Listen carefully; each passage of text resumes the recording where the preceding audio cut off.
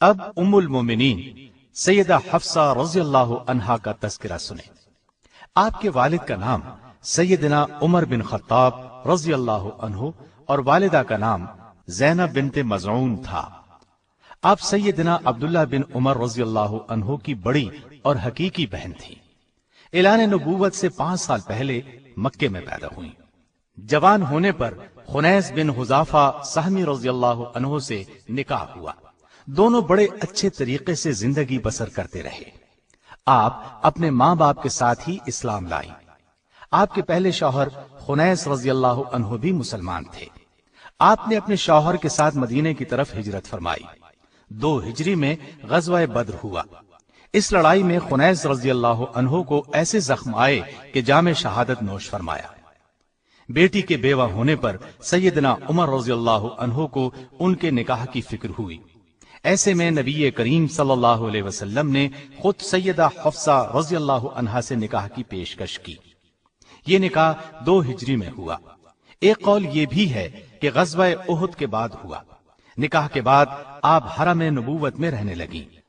سیدہ حفصہ رضی اللہ عنہا کے مرتبے کا اندازہ اس بات سے بخوبی لگایا جا سکتا ہے کہ جبریل امین اللہ کا حکم لے کر آئے اور فرمایا یہ صرف دنیا میں ہی نہیں جنت میں بھی آپ کی بیوی ہوں گی۔ سیدہ حفصہ رضی اللہ عنہا نے شعبان سن 45 ہجری میں انتقال فرمایا۔ یہ سیدنا امیر معاویہ کی خلافت کا زمانہ تھا۔ مدینے کے گورنر اس وقت مروان بن حکم تھے۔ انہوں نے ہی نماز جنازہ پڑھائی، جنازے کو کندھا بھی دیا۔ سیدنا ابو ہریرہ رضی اللہ عنہ جنازے کو قبر تک لے گئے۔ ان کے بھائی عبداللہ بن عمر اور عبداللہ بن عمر کے بیٹوں عاصم، سالم، عبداللہ اور حمزہ نے قبر میں اتارا۔ وفات کے وقت ان کی عمر 60 سال تھی۔ سن وفات میں کچھ قول اور بھی ہیں۔ غابہ میں ان کی کچھ جائیداد بھی تھی۔ وفات سے پہلے اپنے بھائی عبداللہ بن عمر رضی اللہ عنہ کو بلا کر وصیت کی کہ اس زمین کو صدقہ کر دینا۔ نہایت فضل اور کمال کی مالک تھی۔ آپ نے 160 احادیث روایت کی ہیں۔ ان کے خاندان کے 7 آدمیوں نے غزوہ بدر میں شرکت کی۔ وہ 7 افراد یہ ہیں: والد، چچا زاد، شوہر خنیس، 3 ماموں عثمان بن مظعون، عبداللہ بن مظعون اور قدامہ بن مظعون، اور ان کے ماموں کے بیٹے صائب بن عثمان۔ یہ اعزاز سیدہ حفصہ رضی اللہ عنہا کے لیے خاص ہے۔ دن میں اکثر روزہ رکھتی اور رات میں قیام کرتی۔ انتقال کے وقت بھی روزے سے تھی۔ اللہ تعالیٰ کی ان پر ہزارہا رحمتیں ہوں۔ اس کے بعد ام المؤمنین زینب بنت خزیمہ رضی اللہ عنہا کے حالات و واقعات کی باری آتی ہے۔ آپ رضی اللہ عنہا کا نام زینب تھا۔ والد کا نام خزیمہ بن عبداللہ تھا۔ کنیت ام المساکین تھی۔ وجہ اس کی یہ تھی کہ آپ بہت زیادہ سخی تھی، بہت رحم دل تھی۔ مساکین اور فقراء کو بہت فیاضی سے کھانا کھلایا کرتی تھی۔ سیدہ زینب بنت خزیمہ کا پہلا نکاح کس سے ہوا، اس کی بابت کتب سیرت میں خاصا اختلاف پایا جاتا ہے۔ ان میں سے جو زیادہ قرین فہم ہے وہ یہ ہے کہ پہلے یہ حضرت عبداللہ بن جہش کے عقد میں تھی۔ وہ جلیل القدر صحابی اور بہت بڑے شجاع تھے۔ جنگ احد میں شریک تھے اور اسی جنگ میں درجہ شہادت پر فائز ہوئے۔ سیدنا عبداللہ بن جہش رضی اللہ عنہ کی شہادت کے بعد رسول اللہ صلی اللہ علیہ وسلم کے حلقہ زوجیت میں آنے کے شرف سے سرفراز ہوئیں۔ رسول اللہ صلی اللہ علیہ وسلم سے عقد کے وقت سیدہ زینب کی عمر 30 سال کے لگ بھگ تھی۔ اس نکاح کا مہر 12 اوقیہ یعنی 500 درہم مقرر ہوا۔ نبی اکرم صلی اللہ علیہ وسلم سے نکاح پر ابھی 3 مہینے گزرے تھے کہ سیدہ زینب رضی اللہ عنہا وفات پا گئیں۔ ان کی وفات ربیع الاول کے آخری دنوں میں ہوئی۔ سیدہ خدیجہ کے بعد پہلی بیوی ہیں جنہوں نے آپ کی زندگی میں انتقال فرمایا۔ آپ نے خود نماز جنازہ پڑھائی، جنت البقیع میں دفن ہوئی۔ اللہ تعالیٰ کی ان پر ہزارہا رحمتیں ہوں۔ سیدہ زینب بنت خزیمہ رضی اللہ عنہا کے بعد باری آتی ہے ام المومنین سیدہ ام سلمہ رضی اللہ عنہا کے تذکرے کی۔ ماں باپ نے نام ہند رکھا۔ والد کا نام ابو امیہ تھا۔ جو مکے کے ایک مشہور فیاض اور مخیر بزرگ تھے۔ ان کی فیاضی اور سخاوت کا یہ عالم تھا کہ سفر میں جاتے تو پورے قافلے کے اخراجات خود برداشت کرتے۔ اسی بنا پر وہ ذات الراکب کے لقب سے ملقب تھے۔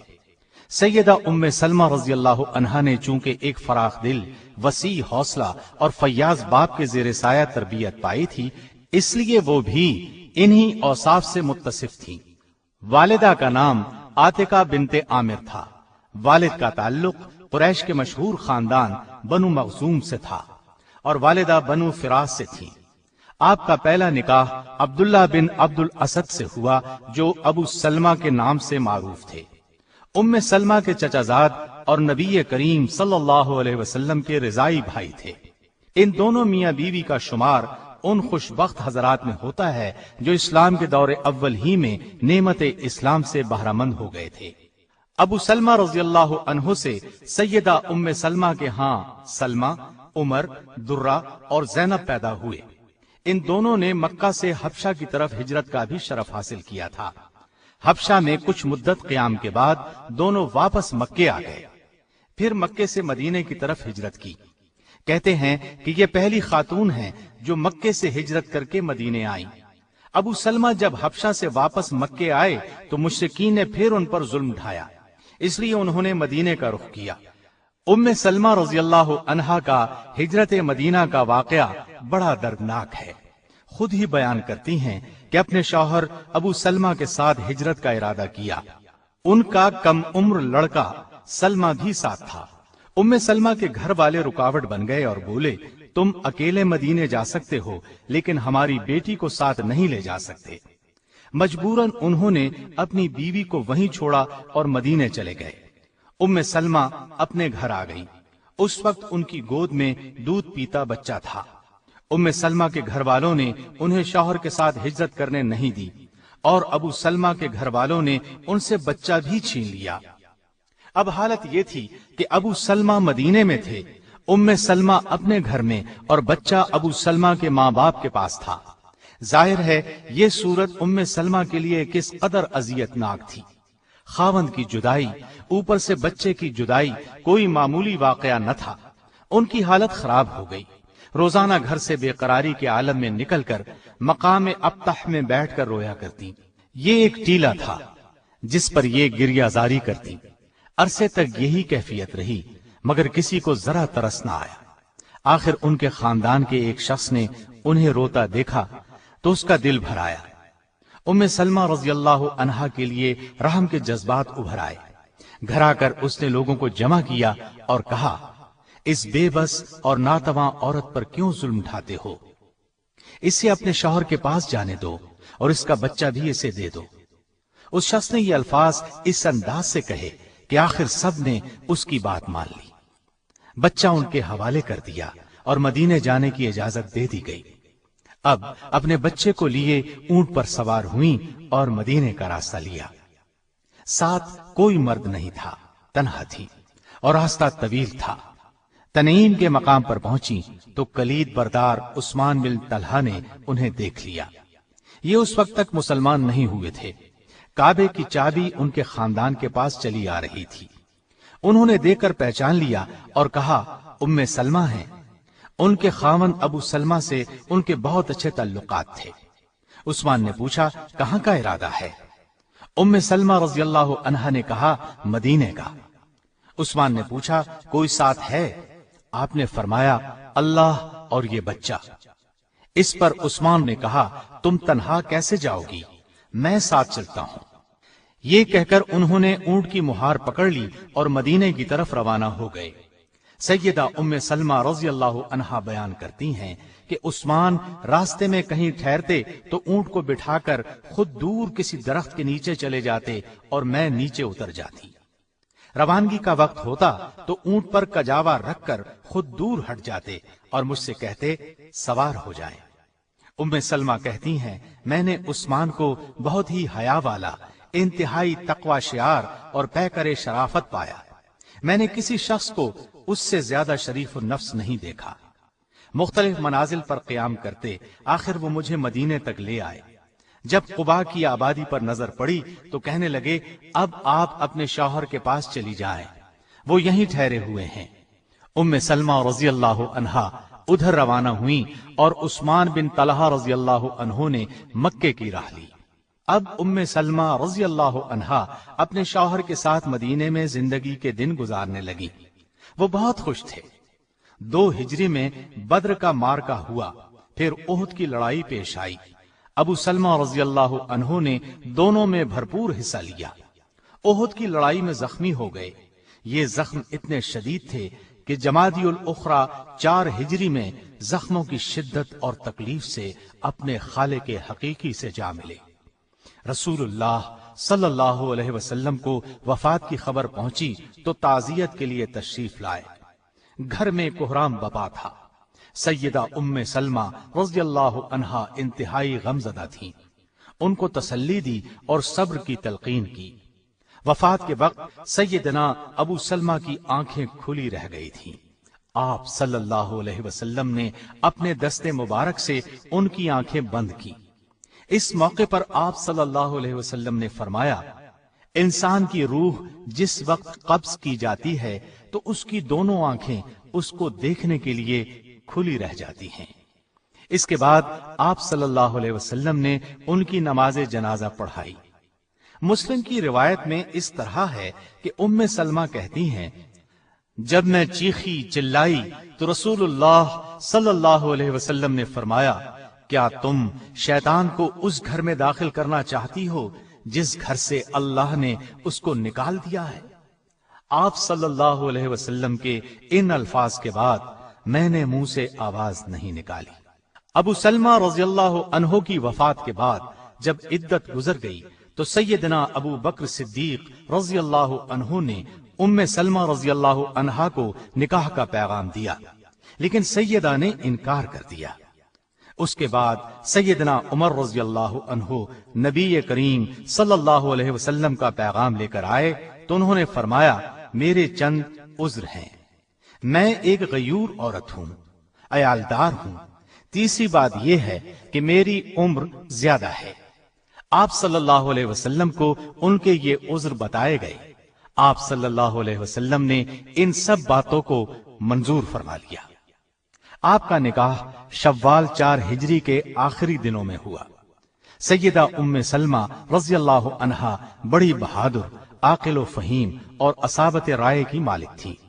جب نبی کریم صلی اللہ علیہ وسلم گھر تشریف لاتے تو شرم و حیا کی وجہ سے اپنی لڑکی زینب کو گود میں بٹھا لیتی، لیکن پھر آہستہ آہستہ گھل مل گئیں۔ ام سلمہ رضی اللہ عنہا نبی کریم صلی اللہ علیہ وسلم کے آرام و آسائش کا بہت خیال رکھتی تھی۔ ان کے ایک غلام تھے، سفینہ نام تھا۔ آپ نے انہیں اس شرط پر آزاد کر دیا کہ جب تک رسول اللہ صلی اللہ علیہ وسلم زندہ ہیں ان کی خدمت کرتے رہو گے۔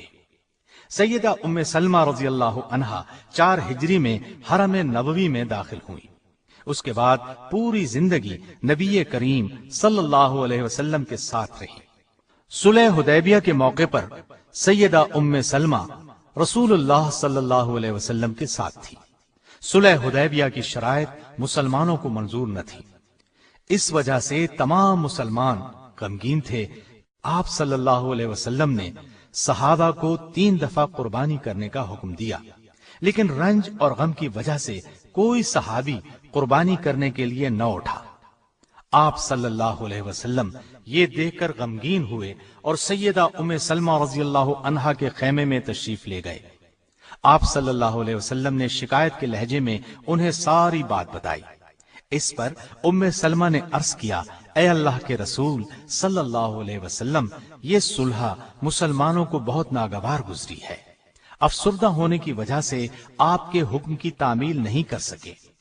آپ کسی سے کچھ نہ کہیں بلکہ باہر نکل کر اپنی قربانی کریں اور سر منڈوا دیں، یہ خود بخود آپ کی پیروی کریں گے۔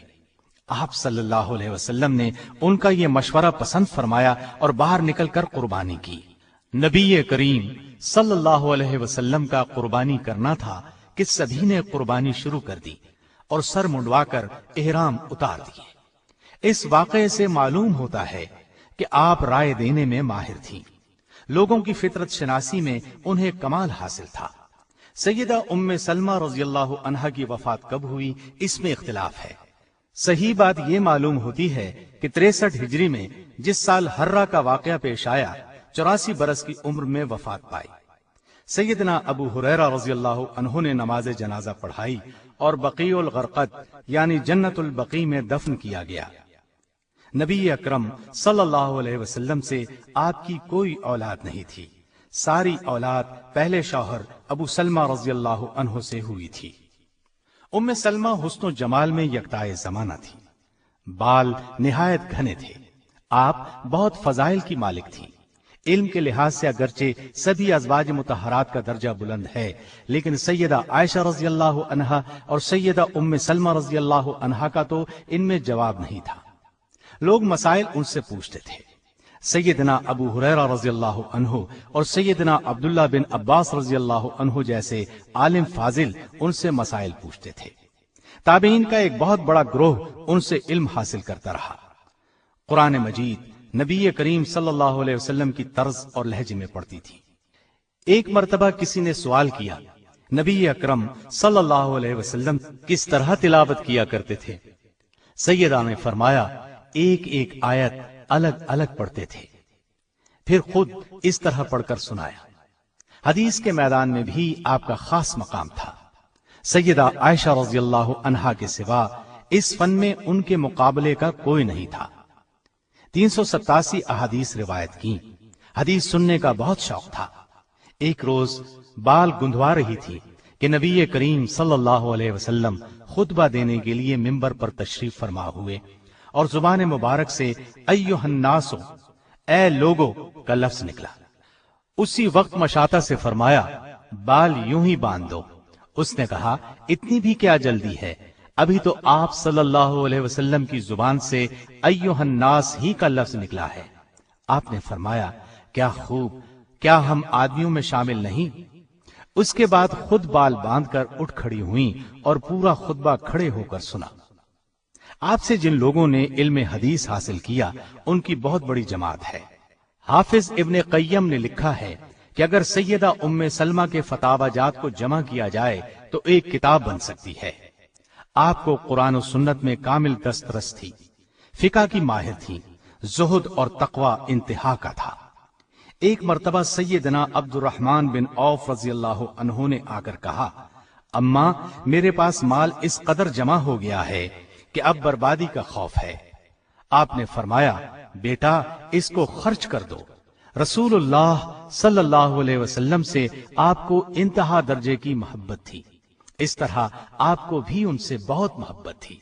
اللہ تعالیٰ کی ان پر ہزار ہاں رحمتیں ہوں۔ اور اب میں ام المؤمنین سیدہ زینب بنت جہش رضی اللہ عنہا کے حالات اور واقعات گوش گزار کرتا ہوں۔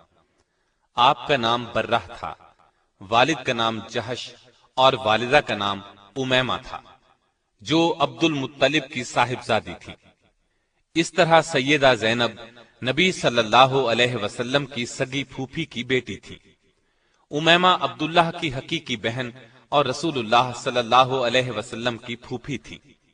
سیدہ زینب اسلام اور ہجرت کے اعتبار سے السابقون الاولون میں شامل ہیں۔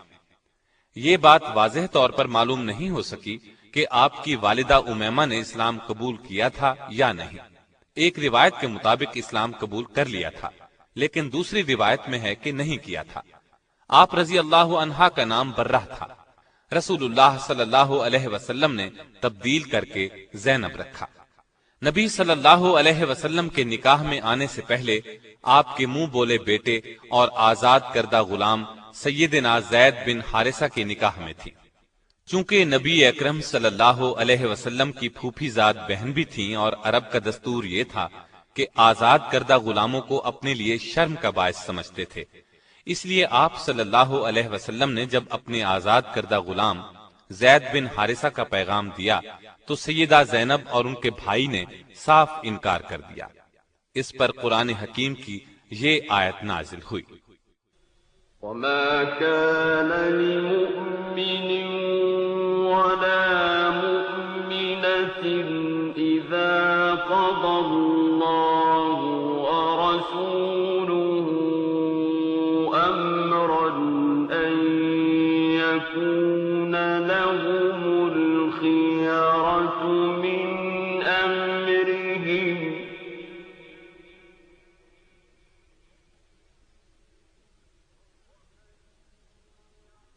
ومن يعص الله ورسوله فقد ضل ضلالا مبينا۔ کسی مومن مرد اور مومن عورت کو یہ حق نہیں ہے کہ جب اللہ اور اس کا رسول کسی معاملے کا فیصلہ کر دیں تو ان کے لیے اپنے معاملے میں کوئی اختیار باقی رہ جائے، اور جو کوئی اللہ تعالی اور اس کے رسول کی نافرمانی کرے وہ بڑی واضح گمراہی میں جا پڑا۔ اس آیت کے بعد یہ دونوں راضی ہو گئے اور اللہ کے حکم کے مطابق زینب کا نکاح زید سے ہو گیا۔ نکاح تو ہو گیا لیکن سیدہ کے دل میں وہ نہ اتر سکے، اس لیے اکثر گھر میں لڑائی رہتی، آپس میں نہ بنتی۔ زید ہمیشہ نبی صلی اللہ علیہ وسلم سے زینب کی بے رخی کا گلہ کرتے، عرض کرتے میں زینب کو طلاق دینا چاہتا ہوں، لیکن آپ منع فرما دیتے، فرماتے اس نے تمہیں میری خاطر قبول کیا ہے، اس لیے اب چھوڑنا اچھی بات نہیں ہوگی، مجھے اپنے خاندان میں ندامت اور شرمندگی ہوگی۔ یہ سن کر زید چپ ہو جاتے، مگر یہ جھگڑا ختم نہ ہوا، تب انہوں نے طلاق دے دی۔ تو رسول اللہ صلی اللہ علیہ وسلم نے سوچا کہ زینب رضی اللہ عنہا کی دل جوئی اس طرح ممکن ہے کہ میں خود اس سے نکاح کروں، لیکن جاہلوں اور منافقوں سے آپ کو یہ اندیشہ تھا کہ لوگ یہ طعنہ دیں گے کہ اپنے منہ بولے بیٹے کی بیوی کو گھر رکھ لیا، یعنی اس سے نکاح کر لیا، حالانکہ لے پالک کسی طرح بھی بیٹے کے حکم میں شامل نہیں۔ عرب میں مدت سے ایک برا دستور چلا آ رہا تھا، یہ کہ اگر کسی کو منہ بولا بیٹا بنا لیتے تو اس کی طلاق یافتہ بیوی سے نکاح کرنے کو حد درجے برا خیال کرتے تھے۔ اللہ تعالی نے چاہا اس بری رسم کو نبی صلی اللہ علیہ وسلم کے فعل اور عمل سے ختم کر دیں، چنانچہ آپ صلی اللہ علیہ وسلم کو بذریعہ وحی اطلاع دی گئی کہ زید کے طلاق دینے کے بعد زینب آپ کے نکاح میں آئیں گی، تاکہ لوگوں کو معلوم ہو جائے منہ بولے بیٹے کی بیوی کا وہ حکم نہیں ہے جو حقیقی بیٹے کی بیوی کا ہے۔ آخر ایک دن زید نے آ کر آپ کو بتایا کہ اس نے تنگ آ کر زینب کو طلاق دے دی ہے۔ یہ سن کر آپ خاموش ہو گئے۔ جب سیدہ زینب کی عدت پوری ہو گئی تو آپ صلی اللہ علیہ وسلم نے زید ہی کو حکم دیا کہ وہ جائیں اور زینب کو آپ کے لیے نکاح کا پیغام دیں۔ اس سے آپ کا منشا یہ تھا کہ یہ بات اچھی طرح واضح ہو جائے جو کچھ ہوا ہے وہ زید کی رضامندی سے ہوا ہے۔ سیدنا زید آپ کا پیغام لے کر زینب کے گھر گئے اور دروازے کی طرف پشت کر کے کھڑے ہو گئے، اگرچہ ابھی پردے کا حکم نہیں ہوا تھا۔ ان کا اپنا بیان ہے کہ میرے دل میں سیدہ زینب رضی اللہ عنہا کی عظمت بیٹھ گئی، کیونکہ رسول اللہ صلی اللہ علیہ وسلم بذات خود ان سے نکاح کرنا چاہتے تھے، یہ ان کا تقویٰ تھا۔ انہوں نے کہا اے زینب تمہیں بشارت ہو کہ مجھے رسول اللہ صلی اللہ علیہ وسلم نے تمہاری طرف بھیجا ہے، میں آپ صلی اللہ علیہ وسلم کی طرف سے نکاح کا پیغام لایا ہوں۔ اس پر زینب نے جواب دیا کہ میں اس وقت تک کچھ نہیں کہہ سکتی جب تک میں اپنے رب سے مشورہ نہ کر لوں، مطلب یہ تھا کہ استخارہ کر لوں، پھر بتاؤں گی۔ چنانچہ آپ رضی اللہ عنہا اسی وقت اٹھیں اور نماز کے لیے گھر میں جو جگہ بنا رکھی تھی وہاں جا کر استخارہ کیا۔ ادھر اللہ تعالی نے وحی نازل فرمائی کہ ہم نے آپ کا نکاح آسمان پر کر دیا ہے۔ آپ صلی اللہ علیہ وسلم کے ذریعے یہ اطلاع سیدہ زینب رضی اللہ عنہا کو دی گئی۔ آپ نے اسی وقت سجدے میں گر کر اللہ کا شکر ادا کیا۔ اس اطلاع کے بعد آپ صلی اللہ علیہ وسلم ان کے گھر میں داخل ہو گئے اور فرمایا تمہارا نام کیا ہے؟ سیدہ نے فرمایا برہ ہے۔ آپ نے برہ کی بجائے زینب نام تجویز فرمایا۔ اس نکاح کا ہونا تھا کہ منافقین باتیں بنانے لگے، وہ تو ایسے موقعوں کی تاڑ میں رہتے تھے، چنانچہ کہنے لگے پیغمبر ایک طرف تو کہتے ہیں کہ بیٹوں کی بیویوں سے نکاح حرام ہے اور دوسری طرف خود اپنے بیٹے کی عورت سے نکاح کر لیا۔ حق تعالی شانہ نے ان بد باطنوں کے رد میں آیت خاتم النبیین نازل فرمائی۔ ما كان محمد أبا أحد من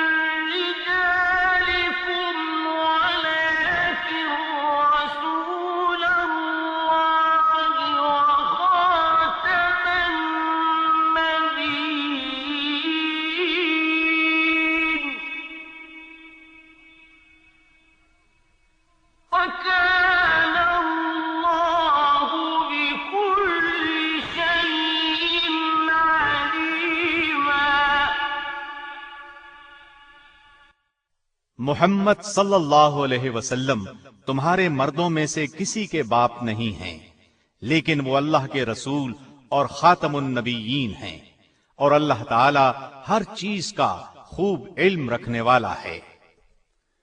اللہ تعالی کی طرف سے اس وضاحت کے بعد ان منافقوں کے منہ بند ہو گئے۔ سیدہ رضی اللہ عنہا کا نکاح مدینے میں 3 ہجری میں ہوا، ایک روایت 4 ہجری کی بھی ہے، بعض حضرات نے 5 ہجری بھی لکھا ہے۔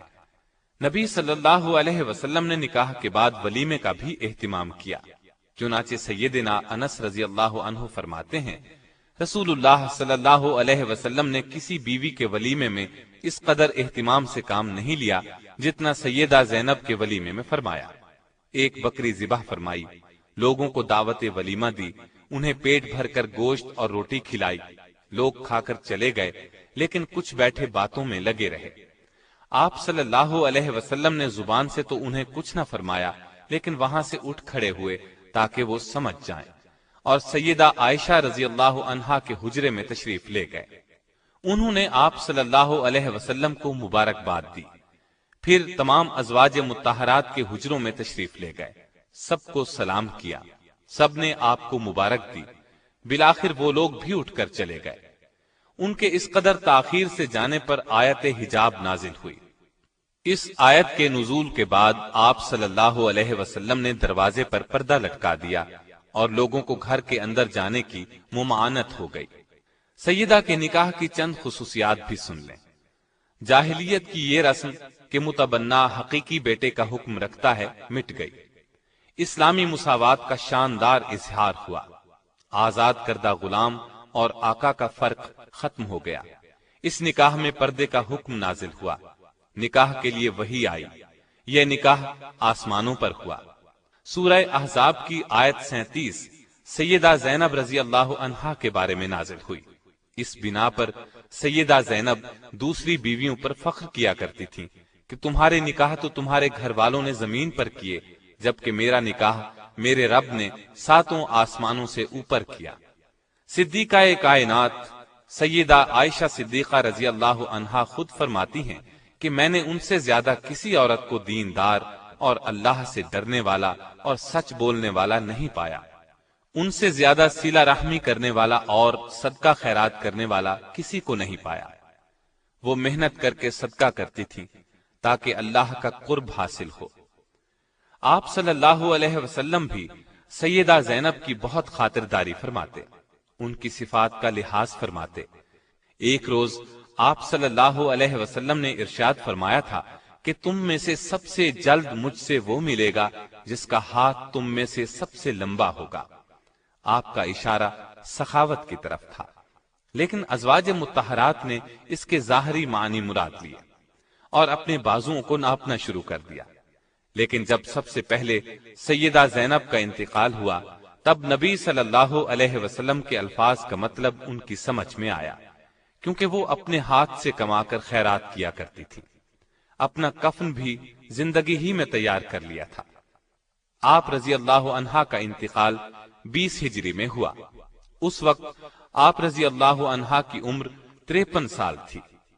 یہ سیدنا عمر فاروق رضی اللہ عنہ کی خلافت کا زمانہ تھا، اس لیے سیدنا عمر رضی اللہ عنہ نے نماز جنازہ پڑھائی۔ جنازے کے بعد ازواج مطہرات سے دریافت کیا کہ ان کی قبر میں تدفین کے لیے کون داخل ہوگا۔ انہوں نے جواب دیا، وہ لوگ جو زندگی میں ان کے پاس آتے تھے وہی قبر میں اتاریں۔ چنانچہ سیدنا اسامہ بن زید، سیدنا محمد بن عبداللہ بن جہش اور عبداللہ بن ابی احمد بن جہش اور محمد بن طلحہ نے انہیں قبر میں اتارا۔ آپ رضی اللہ عنہا کو جنت البقیع میں دفن کیا گیا۔ نبی صلی اللہ علیہ وسلم کے ساتھ نکاح کے وقت ان کی عمر 35 سال تھی، 37 سال کی روایات بھی ملتی ہیں۔ آپ کے انتقال پر سیدہ عائشہ نے فرمایا، افسوس، آج ایسی عورت گزر گئی جو پسندیدہ اوصاف والی، عبادت گزار اور یتیموں اور بیواؤں کا سہارا تھی۔ انتقال کے بعد آپ نے ایک مکان یادگار چھوڑا۔ آپ کے اس مکان کو خلیفہ ولید بن عبد الملک نے اپنے زمانہ حکومت میں 50,000 درہم میں خرید کر مسجد نبوی میں داخل کیا۔ آپ رضی اللہ عنہا نے بہت کم احادیث روایت کی، صرف 11 احادیث کتب میں ملتی ہیں۔ آپ میں تقوی غضب کا تھا، عبادت کا خاص شوق تھا، عبادت نہایت خشوع اور خضوع سے کرتی تھی، کثرت سے روزے رکھتی تھی، اپنے ہاتھ سے کماتی تھی، اور جو کماتی تھی سب مساکین پر صدقہ کر دیتی تھی۔ سیدنا عمر فاروق نے جب پہلی مرتبہ سیدہ زینب کو وظیفہ بھیجا تو انہوں نے خیال کیا کہ یہ سب ازواج مطہرات کا ہے، اور فرمایا اللہ عمر کی مغفرت فرمائے، وہ خود ہی تمام امہات المومنین میں تقسیم کر دیتے۔ اس پر لوگوں نے بتایا یہ سب آپ کا ہے۔ سیدہ زینب نے فرمایا سبحان اللہ، پھر اپنے اور اس مال کے درمیان میں ایک کپڑے کا پردہ ڈال دیا، پھر مال لانے والوں کو فرمایا کہ اس کو یہاں ڈال دو اور اس پر ایک کپڑا ڈال دو، پھر فرمایا اب کپڑے کے نیچے ہاتھ ڈال کر جتنا ہاتھ میں آئے وہ لوگوں میں تقسیم کرتے جائیں۔ اس طرح کپڑے کے نیچے سے مٹھی بھر بھر کر مال لوگوں میں تقسیم کر دیا گیا۔ سیدہ عائشہ فرماتی ہیں کہ میں نے کوئی عورت زینب سے زیادہ دیندار، پرہیزگار، سچی اور سخی نہیں دیکھی۔ اللہ کی رضا حاصل کرنے کے لیے ہر دم سرگرم رہتی تھی، البتہ مزاج میں ذرا تیزی تھی جس کی بنا پر انہیں جلد ندامت بھی ہوتی تھی۔ سیدہ عائشہ فرماتی ہیں جب سیدہ زینب کا انتقال ہوا تو مدینے کے فقراء اور مساکین میں ہلچل مچ گئی، کیونکہ ان کی ہمدرد، غم گسار اور ان کے لیے دونوں ہاتھوں سے بے دریغ مال لٹانے والی جو چل بسی تھی۔ اللہ تعالیٰ کی ان پر ہزارہا رحمتیں ہوں۔ اور اب میں آپ کو ام المومنین سیدہ جویریہ بنت حارث رضی اللہ عنہا کے بارے میں بتاتا ہوں۔ آپ کا نام برہ تھا، بعد میں رسول اللہ صلی اللہ علیہ وسلم نے جویریہ رکھا۔ آپ کے والد حارث خاندان بنو مستلق کے سردار تھے۔ آپ کا پہلا نکاح ان کے قبیلے ہی کے ایک شخص مصافہ بن صفوان سے ہوا تھا۔ مصافہ اور آپ کے والد دونوں سخت دشمن اسلام تھے۔ آپ کے والد حارث نے قریش کے اشارے پر مدینہ طیبہ پر حملے کی تیاریاں شروع کی۔ آپ صلی اللہ علیہ وسلم کو خبر پہنچی کہ حارث بن ابو ذرار نے مسلمانوں پر حملہ کرنے کے لیے بہت سی فوج جمع کی ہے۔ نبی کریم صلی اللہ علیہ وسلم نے بریدہ رضی اللہ عنہ کو حالات معلوم کرنے کے لیے بھیجا۔ انہوں نے واپس آ کر خبر کی تصدیق کی۔ رسول اللہ صلی اللہ علیہ وسلم نے صحابہ کو جمع کیا اور جنگ کی تیاری کا حکم دیا۔ چنانچہ 5 ہجری کو مسلمانوں کی فوج مدینہ سے مریسی کی جانب روانہ ہوئی، جو مدینہ سے 9 منزل کی مسافت پر واقع ہے۔ مسلمان فوج نے اسی مقام پر قیام کیا۔ رسول اللہ صلی اللہ علیہ وسلم نے سفر سے قبل سیدنا زید بن حارثہ کو اپنا قائم مقام مقرر فرمایا، اور ازواج مطہرات میں سے سیدہ عائشہ رضی اللہ عنہا اور سیدہ ام سلمہ رضی اللہ عنہا کو ساتھ لیا۔ اسلامی لشکر نے تیز رفتاری کے ساتھ اچانک ان پر حملہ کیا۔ وہ حملے کی تاب نہ لا سکے اور ان کے 11 مرد قتل ہوئے، جبکہ باقی مرد، عورتیں اور بچے گرفتار کر لیے گئے۔ مال اسباب لوٹ لیا گیا۔ 2000 اونٹ اور 5000 بکریاں مال غنیمت میں ہاتھ آئیں۔ چنانچہ انہی قیدیوں میں حارث بن ابو ذرار کی بیٹی برہ بھی تھی، بعد میں جن کا نام جویریہ رضی اللہ عنہا رکھا گیا۔ مال غنیمت کی تقسیم میں سیدہ جویریہ سیدنا ثابت بن قیس کے حصے میں آئی۔ جویریہ کے لیے بحیثیت لونڈی زندگی بسر کرنا مشکل تھا۔ انہوں نے سیدنا ثابت بن قیس رضی اللہ عنہ سے درخواست کی کہ مجھ سے مکاتبت کر لیں، یعنی مجھ سے کچھ رقم لے کر چھوڑ دیں۔ ثابت بن قیس نے 9 اوقیہ سونے پر مکاتبت کر لی۔ ان کے پاس اتنا سونا نہیں تھا۔ انہوں نے سوچا لوگوں سے چندہ مانگ کر یہ رقم ادا کر دیں۔ رسول اللہ صلی اللہ علیہ وسلم کے پاس بھی آئیں۔ آپ صلی اللہ علیہ وسلم نے فرمایا کیا تمہیں اس سے بہتر چیز کی خواہش نہیں؟ انہوں نے کہا وہ کیا چیز ہے؟ آپ صلی اللہ علیہ وسلم نے فرمایا تمہاری طرف سے میں روپے ادا کر دیتا ہوں اور تم سے نکاح کر لیتا ہوں۔ تو سیدہ جویریہ رضی اللہ عنہا راضی ہو گئی۔ ادھر سیدہ جویریہ رضی اللہ عنہا کے باپ हारिस बिन अबू जरार का शुमार रुआसाए अरब में होता था। वो अपनी बेटी की गिरफ्तारी से शदीद मुतासिर हुआ और रसूलुल्लाह सल्लल्लाहु अलैहि वसल्लम की खिदमत में आया। उसने अर्ज किया कि मैं अरब का एक सरकर्दा आदमी हूँ। मेरा मकाम और मर्तबा और मेरी बेटी की इज्जत और आबरू इस बात की इजाजत नहीं देती कि वो किसी की कनीज बनकर रहे और इस तरह जिल्लत की जिंदगी बसर करे। मैं अपने कबीले का सरदार हूँ। आप मेरी इज्जत का एहसास करते हुए मेरी बेटी को आजाद कर दें। नबी करीम सल्लल्लाहु अलैहि वसल्लम ने फरमाया, आप अपनी बेटी से पूछ लें, मैं मुआमला उसकी मर्जी पर छोड़ता हूँ। हारिस ने जुवैरिया रज़ियल्लाहु अन्हा के पास जाकर कहा, रसूलुल्लाह सल्लल्लाहु अलैहि वसल्लम ने मुआमला तुम्हारी मर्जी पर छोड़ दिया है। अब जो तुम कहोगी उसे कर लिया जाए, लेकिन इतनी बात याद रखो कि हमें जलील और रुस्वा न करना। इस पर सैयदा जुवैरिया रज़ियल्लाहु अन्हा ने फरमाया, मैं रसूलुल्लाह सल्लल्लाहु अलैहि वसल्लम की खिदमत में रहने को तरजीह देती हूँ। रसूलुल्लाह सल्लल्लाहु अलैहि वसल्लम ने साबित बिन कैस को उनकी तरफ से मकातबत की रकम 9 उकिया अदा करके शादी कर ली और हारिस जो बेटी को छुड़ाने के लिए आया था मुसलमान हो गया। रसूलुल्लाह सल्लल्लाहु अलैहि वसल्लम ने जुवैरिया रज़ियल्लाहु अन्हा को आजाद करके अपनी ज़ौजियत में ले लिया। जब सहाबाए किराम रज़ियल्लाहु अन्हुम को ये बात मालूम हुई तो उन्होंने बनी मुस्तलक के कैदियों को आजाद कर दिया। उन्होंने कहा, अब ये लोग रसूलुल्लाह सल्लल्लाहु अलैहि वसल्लम के ससुराली रिश्तेदार हैं, हम इन्हें कैद में नहीं रख सकते। इस तरह बनी मुस्तलिक के 100 घराने आजाद हुए।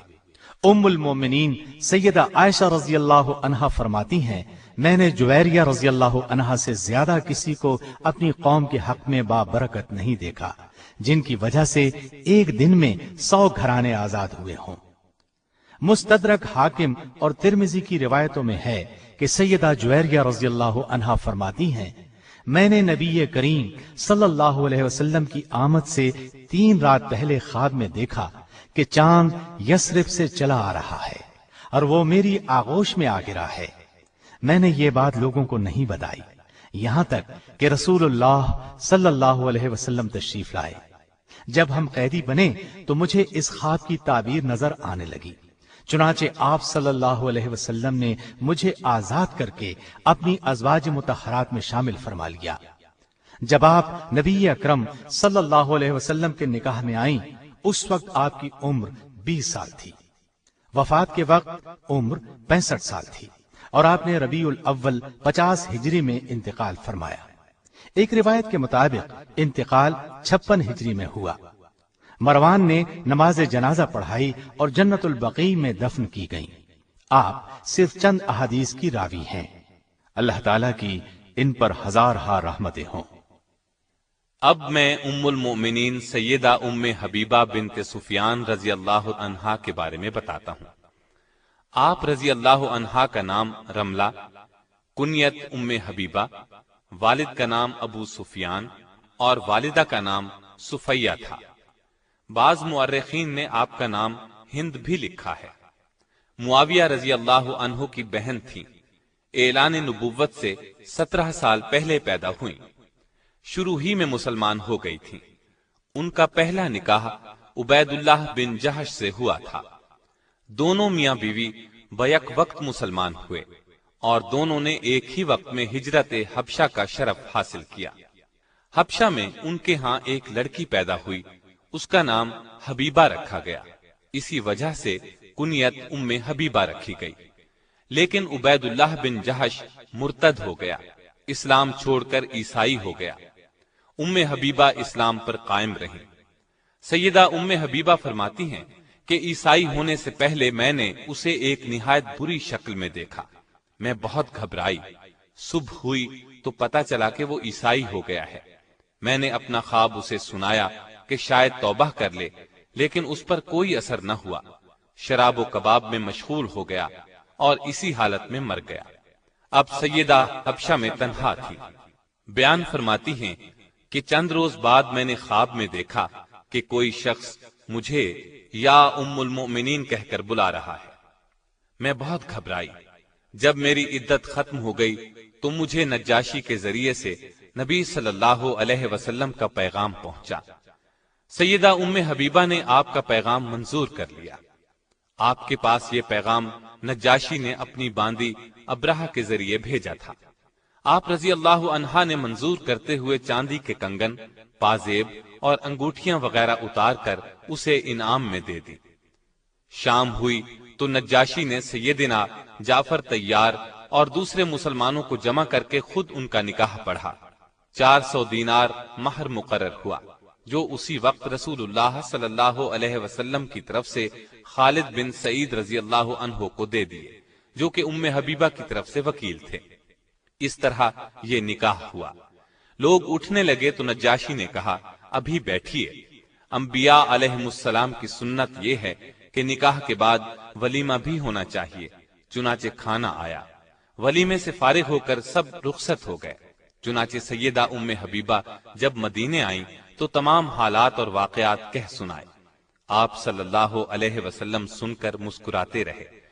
نجاشی نے سیدہ ام حبیبہ کو شرحبیل بن حسنہ کے ساتھ آپ کی خدمت میں بھیجا تھا اور اپنی طرف سے انہیں گھریلو سامان بھی دیا تھا۔ یہ نکاح 6 ہجری کے آخر یا 7 ہجری کے شروع میں ہوا۔ اس وقت آپ رضی اللہ عنہا کی عمر 36 یا 37 سال تھی۔ ابن حیثمہ نے اپنی تاریخ میں مصعب بن عبداللہ کے حوالے سے لکھا ہے کہ رسول اللہ صلی اللہ علیہ وسلم نے ام حبیبہ سے نکاح کیا تو اس زمانے میں ان کے والد ابو سفیان مسلمان نہیں ہوئے تھے۔ سیدہ ام حبیبہ صورت اور سیرت دونوں کے لحاظ سے ممتاز تھی۔ آپ رضی اللہ عنہا کی روایت کردہ احادیث 65 ہیں۔ آپ کو اسلام اور رسول اللہ صلی اللہ علیہ وسلم سے بہت محبت تھی۔ یہ اسلام سے محبت ہی تو تھی کہ ان کا شوہر عبید اللہ عیسائی ہو گیا تھا، لیکن یہ برابر اسلام پر ثابت قدم رہی، شوہر کے عیسائی ہونے اور علیحدگی کی پرواہ نہ کی۔ اسلام سے محبت کا ایک اور ثبوت بھی ملتا ہے کہ فتح مکہ سے پہلے سیدہ کے والد ابو سفیان صلح کی شرائط طے کرنے کے لیے مکے سے مدینے کی طرف روانہ ہوئے۔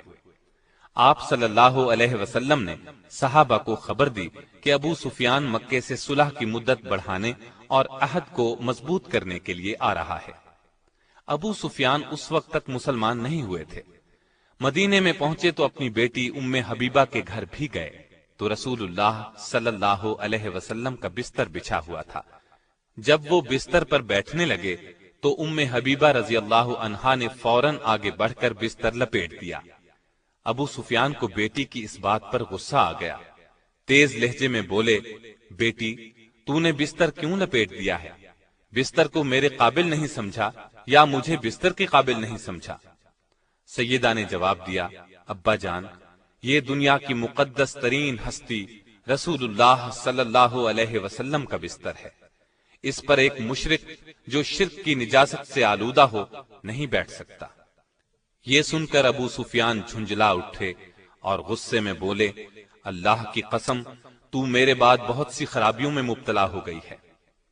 سیدہ ام حبیبہ رضی اللہ عنہا نے جواب دیا، میں خرابیوں میں مبتلا نہیں ہوئی، اور ان کے غصے کی پرواہ نہیں کی اور کہا، میں کفر کے اندھیرے سے نکل کر اسلام کے نور ہدایت کی روشنی میں داخل ہو گئی ہوں۔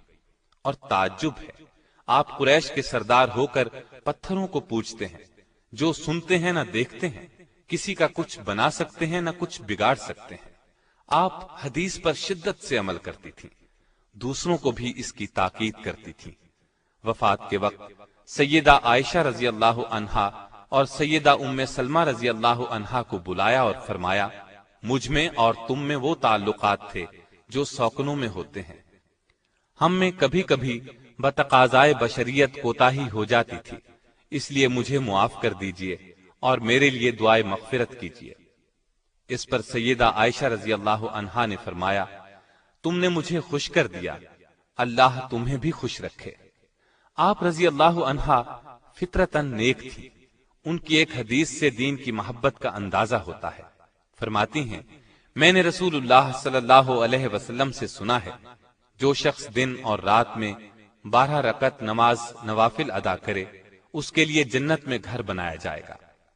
اس کے بعد فرماتی ہیں، جب سے میں نے آپ صلی اللہ علیہ وسلم سے یہ بات سنی، ہمیشہ نوافل پڑھے، کبھی ان کو ترک نہیں کیا۔ آپ رضی اللہ عنہا کے ہاں عبید اللہ بن جہش سے 2 بچے پیدا ہوئے، ایک عبداللہ، دوسری حبیبہ۔ 44 ہجری میں مدینے میں انتقال فرمایا۔ اس وقت ان کے بھائی سیدنا امیر معاویہ کی خلافت تھی۔ وفات کے وقت عمر 73 سال تھی۔ اللہ تعالی کی ان پر ہزارہا رحمتیں ہوں۔ لیجئے اب میں آپ کو ام المومنین سیدہ صفیہ بنت حیی رضی اللہ عنہا کے بارے میں بتاتا ہوں۔ آپ کی ماں کا نام برہ اور آپ کے باپ کا نام حیی بن اخطب تھا۔ یہ سیدنا موسیٰ علیہ السلام کے بھائی سیدنا ہارون علیہ السلام کی اولاد میں سے تھا اور بنو نذیر کا سردار تھا۔ آپ کا پہلا نکاح سلام بن مشکم یہودی سے ہوا۔ سلام نے انہیں طلاق دے دی۔ دوسرا نکاح کنانہ سے ہوا۔ خیبر کے مشہور قلعہ القموس کا سردار تھا۔ جنگ خیبر میں مسلمانوں کا یہودیوں سے بہت سخت مقابلہ ہوا۔ کنانہ اسی جنگ میں مارا گیا۔ سیدہ صفیہ کے باپ اور بھائی بھی اس جنگ میں مارے گئے۔ خود یہ گرفتار ہوئی۔ پہلے دونوں خامندوں سے ان کے ہاں کوئی اولاد نہیں تھی۔ مسلمانوں میں مال غنیمت تقسیم ہونے لگا تو صحابی رسول دہیہ کلبی نے عرض کیا، اے اللہ کے رسول صلی اللہ علیہ وسلم، مجھے خدمت کے لیے ایک لونڈی کی ضرورت ہے۔ تو آپ صلی اللہ علیہ وسلم نے فرمایا، ان قیدیوں میں سے خود ہی ایک لونڈی لے لے۔ تو انہوں نے صفیہ کو پسند کر لیا۔ رسول اللہ صلی اللہ علیہ وسلم نے اجازت دے دی۔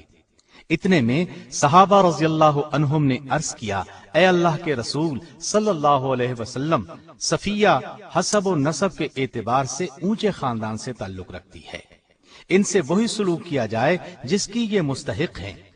دہیہ کلبی ان سے عام عورتوں جیسا برتاؤ کریں گے جو ان کے عزت و احترام کے خلاف ہے۔ ان کا باپ اور شوہر قوم کے سردار تھے، لہٰذا انہیں دہیہ کے سپرد نہ کیا جائے، بلکہ آپ صلی اللہ علیہ وسلم خود ہی اسے اپنی تحویل میں لے لیں۔ رسول اللہ صلی اللہ علیہ وسلم نے صحابہ کا یہ مشورہ قبول فرمایا۔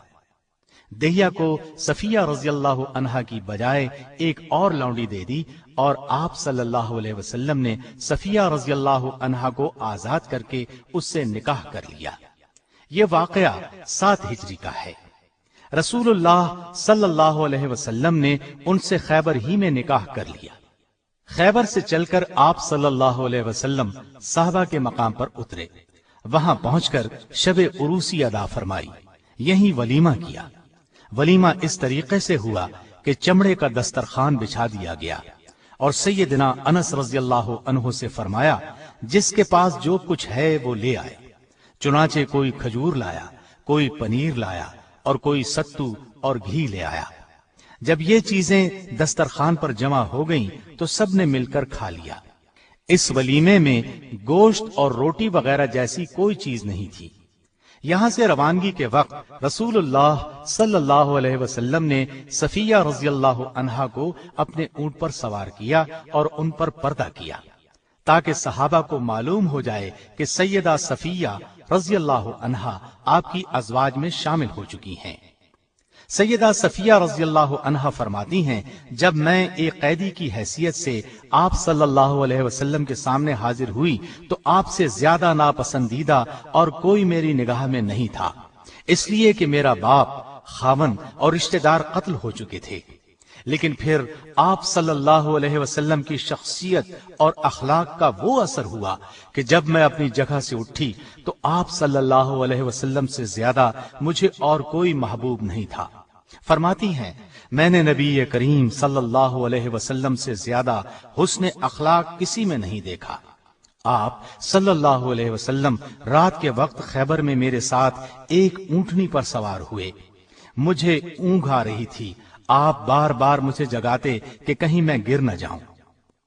سیدہ صفیہ رضی اللہ عنہا نے رمضان 50 ہجری میں وفات پائی۔ بعض حضرات کے نزدیک سن وفات 52 ہجری ہے۔ جنت البقیع میں دفن ہوئی۔ اس وقت ان کی عمر 60 سال تھی۔ آپ کا قد چھوٹا تھا لیکن چہرے سے حسن و جمال ٹپکتا تھا۔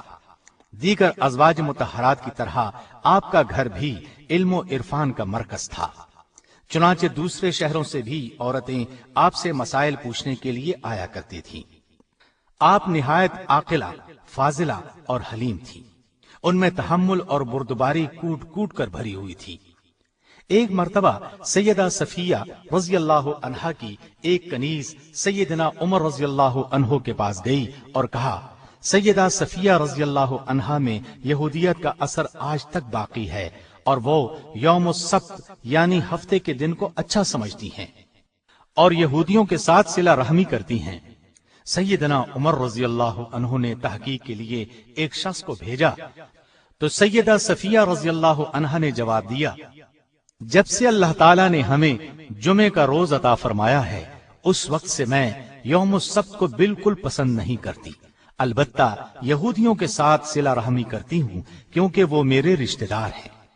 اس کے بعد آپ نے لونڈی کو بلا کر پوچھا، تو نے میری شکایت کس کے اکسانے پر کی؟ اس نے کہا، شیطان کے اکسانے پر۔ سیدہ خاموش ہو گئی، پھر بولی، جاؤ تم آزاد ہو۔ سیدہ کو نبی کریم صلی اللہ علیہ وسلم سے نہایت محبت تھی، اپنی جان تک قربان کرنے کے لیے تیار رہتی تھی۔ جب آپ صلی اللہ علیہ وسلم کی طبیعت ناساز ہوئی تو سیدہ نے نہایت حسرت سے کہا، کاش آپ کی بیماری مجھے لگ جاتی۔ یہ کہنا تھا کہ ازواج مطہرات نے سیدہ کی طرف دیکھنا شروع کیا۔ یہ دیکھ کر رسول اللہ صلی اللہ علیہ وسلم نے فرمایا، اللہ کی قسم صفیہ سچ کہہ رہی ہے۔ مطلب یہ تھا کہ ان کے جذبات واقعی یہی ہیں۔ آپ صلی اللہ علیہ وسلم کو بھی سیدہ سے بہت محبت تھی، ہر موقع پر ان کی دلجوئی فرماتے تھے۔ آپ صلی اللہ علیہ وسلم ان کی دلجوئی کس طرح فرماتے تھے، ایک واقعے سے صاف واضح ہے۔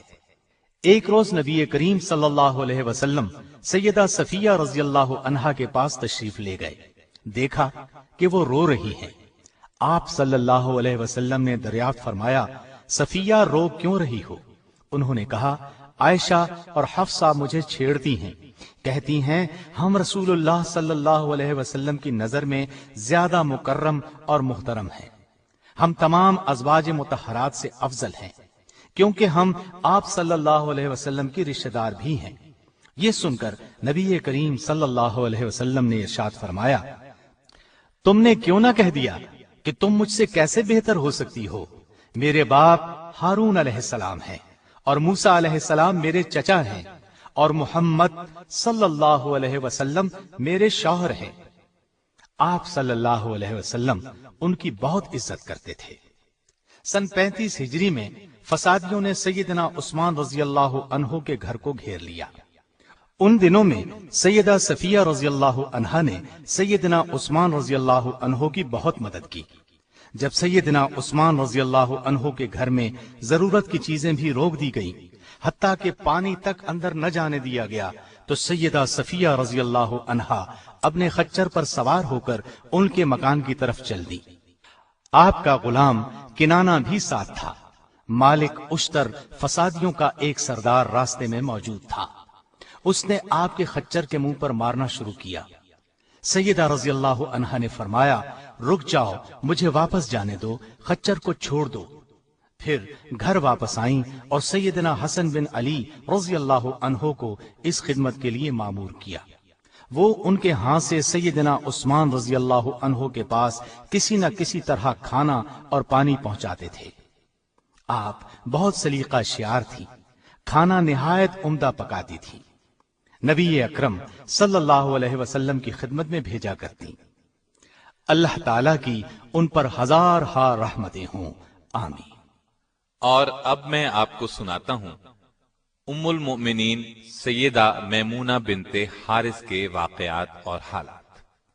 آپ رضی اللہ عنہا کا نام برہ تھا۔ نبی صلی اللہ علیہ وسلم نے میمونہ رکھا۔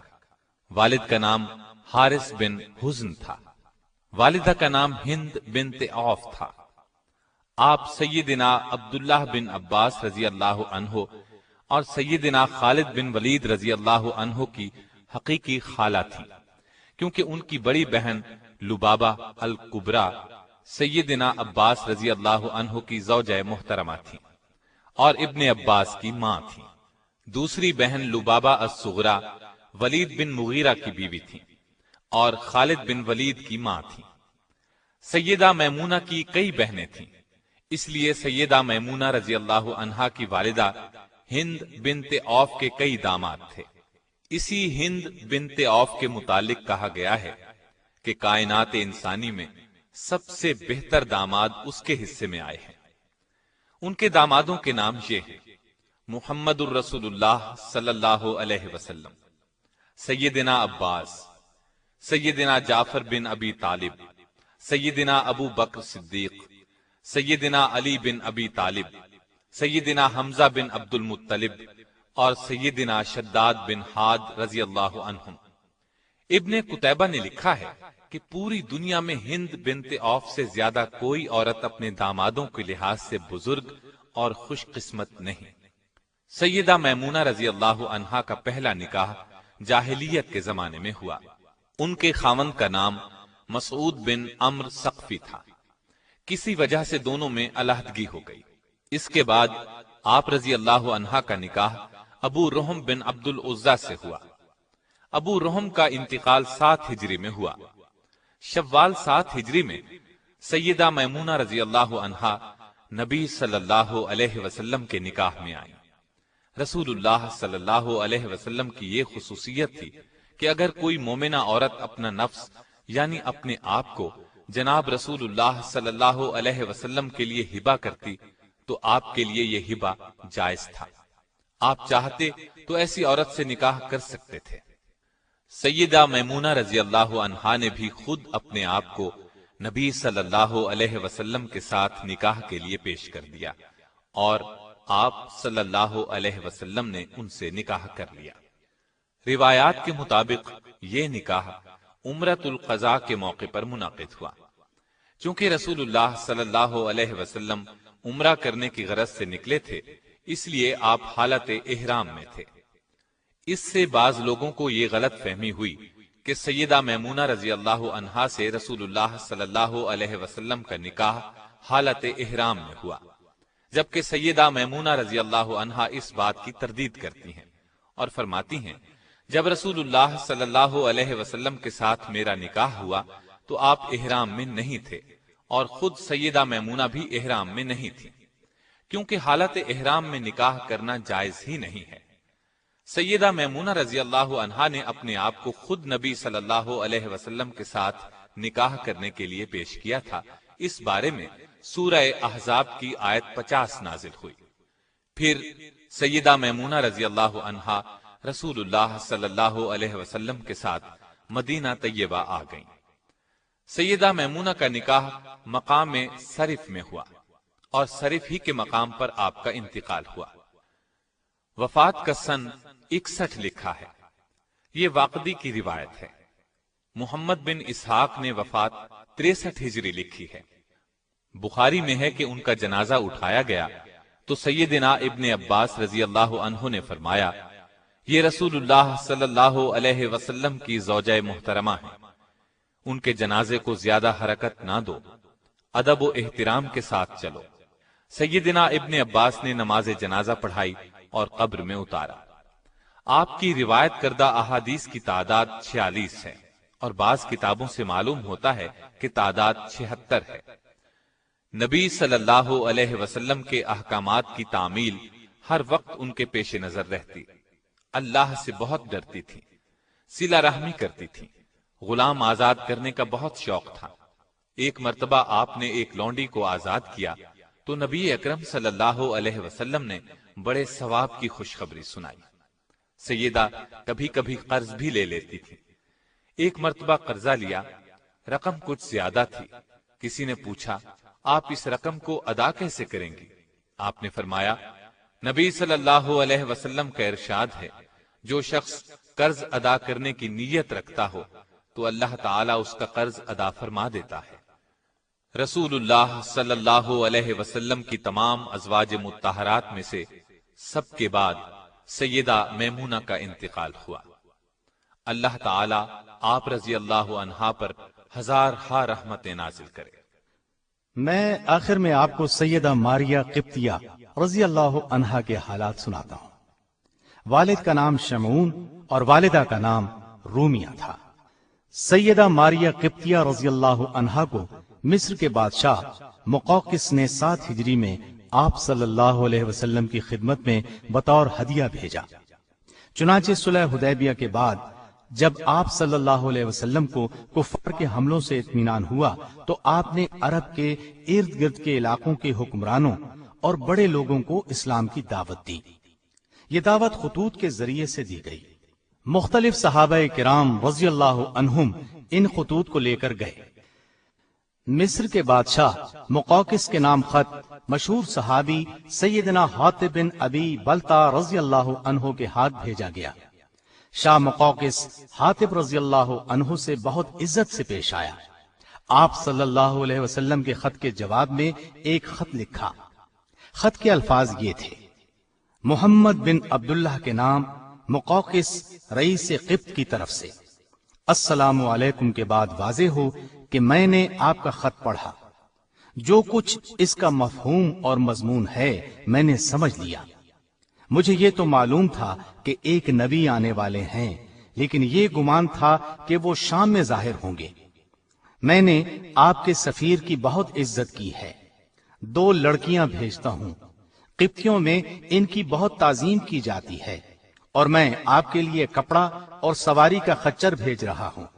والسلام۔ یہ دونوں لڑکیاں بہنیں تھیں، ماریا قبطیہ اور دوسری ان کی بہن سیرین۔ شاہ مقوقس نے ان کے ساتھ 1000 مسقال سونا، سفید کپڑے کے 20 عمدہ جوڑے اور آپ صلی اللہ علیہ وسلم کی سواری کے لیے دلدل نامی گھوڑا، بہترین نسل کا ایک خچر اور ایک وفادار خادم بھی پیش خدمت کیا تھا۔ سیدہ ماریا رضی اللہ عنہا نہایت حسین و جمیل اور سفید رنگ کی تھی۔ آپ صلی اللہ علیہ وسلم نے انہیں بالا خانے میں ٹھہرایا۔ یہیں بعد میں آپ کے بطن سے سیدنا ابراہیم پیدا ہوئے۔ یہ آپ صلی اللہ علیہ وسلم کی سب سے آخری اولاد بھی تھے۔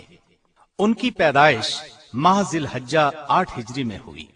7ویں روز آپ نے ان کا عقیقہ کیا۔ عقیقے میں 2 مینڈھے ذبح کیے، سر منڈوا دیا گیا، بالوں کے بدلے چاندی تول کر صدقہ کی گئی اور بال زمین میں دفنا دیے گئے۔ ان کا نام آپ نے اپنے جد امجد سیدنا ابراہیم علیہ السلام کے نام پر ابراہیم رکھا۔ ابراہیم بہت خوبصورت اور تندرست تھے۔ ابو رافع رضی اللہ عنہ نے ابراہیم کی پیدائش کی خبر سنائی تو رسول اللہ صلی اللہ علیہ وسلم بہت خوش ہوئے۔ ابو رافع کو انعام میں ایک غلام دیا۔ آپ صلی اللہ علیہ وسلم ابراہیم کو گود میں کھلاتے اور پیار کرتے۔ عرب کے قاعدے کے مطابق ابراہیم کو ایک دائیہ بنت منذر انصاری کے حوالے کیا گیا تاکہ وہ انہیں دودھ پلائیں۔ ابراہیم ابھی 17 یا 18 ماہ کے ہوئے تھے کہ ان کا انتقال ہو گیا۔ انہوں نے آپ صلی اللہ علیہ وسلم کے ہاتھوں میں جان دے دی۔ اس پر نبی کریم صلی اللہ علیہ وسلم کی آنکھوں میں آنسو جاری ہو گئے۔ آپ نے اس موقع پر فرمایا: اللہ کی قسم ابراہیم، ہم تمہاری موت سے نہایت غمگین ہیں۔ آنکھ رو رہی ہے اور دل غمزدہ ہے، مگر زبان سے ایسی کوئی بات نہیں کہیں گے جس سے ہمارا رب ناراض ہو۔ جس روز سیدنا ابراہیم رضی اللہ عنہ کا انتقال ہوا، اتفاق سے اسی روز سورج کو گرہن لگ گیا۔ اس زمانے میں لوگوں کا یہ اعتقاد تھا کہ سورج اور چاند کو گرہن کسی بڑے آدمی کی موت سے لگتا ہے۔ اس اعتقاد کے تحت مدینے کے مسلمان بھی یہ کہنے لگے کہ سورج کو گرہن نبی صلی اللہ علیہ وسلم کے صاحبزادے کے انتقال کی وجہ سے لگا ہے۔ یہ بات آپ صلی اللہ علیہ وسلم کے علم میں آئی تو آپ نے ناپسندیدگی ظاہر کرتے ہوئے فرمایا: سورج اور چاند کو کسی انسان کی موت سے گرہن نہیں لگتا، بلکہ وہ اللہ تعالی کی نشانیوں میں سے ایک نشانی ہے۔ جب تم ایسا دیکھو تو نماز پڑھو، اللہ جل شانہ کے حضور جھک جاؤ۔ سیدہ ماریا قبطیہ رضی اللہ عنہا نے سیدنا عمر رضی اللہ عنہ کے زمانہ خلافت میں انتقال فرمایا اور جنت البقیع میں دفن ہوئیں۔ اللہ تعالی کی ان پر ہزارہا رحمتیں ہوں۔ محترم سامعین، ابھی آپ دارالسلام اسٹوڈیو لاہور پاکستان سے امہات المومنین حصہ دوم سن رہے تھے۔ دارالسلام اسٹوڈیو دارالسلام پبلشرز اینڈ ڈسٹریبیوٹرز کا ایک حصہ ہے جو اسلامی کتب کی اشاعت کا بین الاقوامی ادارہ ہے، جس کا ہیڈ آفس سعودی عرب کے دارالحکومت ریاض میں واقع ہے، جس کے مینیجنگ ڈائریکٹر جناب عبد المالک مجاہد ہیں۔ دارالسلام کا دنیا کے 27 ملکوں میں نیٹ ورک ہے۔ پاکستان میں اس کا ایڈریس نوٹ کر لیں: دارالسلام اسٹوڈیو 50 لوور مال نزد MAO کالج لاہور۔ فون 724-0024 723-2400 اور 712-0054۔ فیکس 735-4072۔ یہ پیشکش تھی محمد طارق شاہد کی۔ اللہ حافظ۔